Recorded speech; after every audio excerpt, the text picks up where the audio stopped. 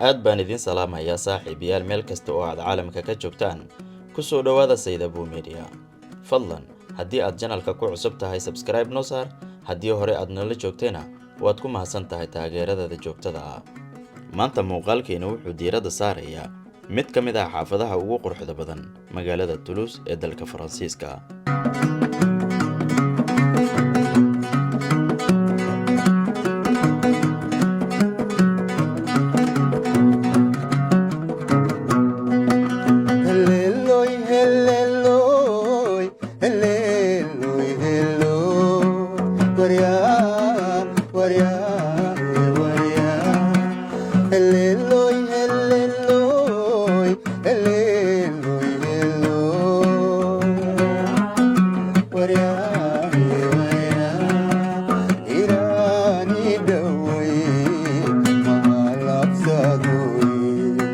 xaafadda Kaabta Shooqi waa mid ka mid ah xaafadaha ugu casrisan uguna quruxda badan magaalada Toulouse waxaana laga hirgeliyay meel hore u ahayd goob warshadeed waxaana hadda loo bedelay deegaan rasmi ah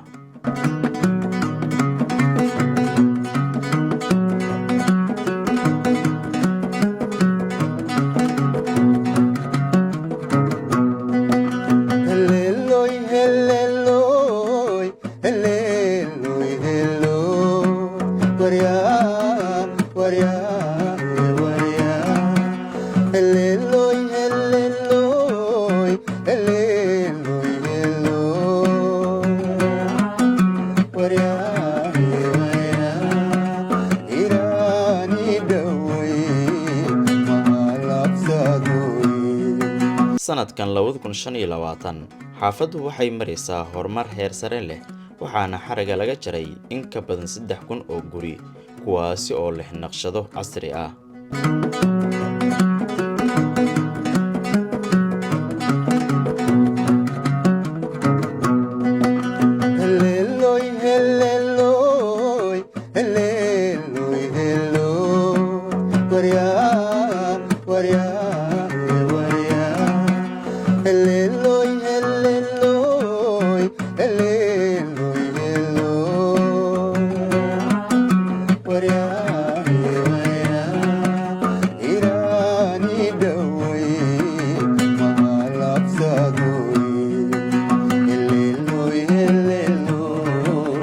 sidoo kale goobaha ganacsiga iyo xafiisyada ayaa si degdeg ah u kordhaya waxaana si rasmi ah u shaqeeya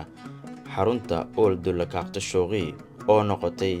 meel caan ah oo looga yimaado cunto fanka iyo bandhigyada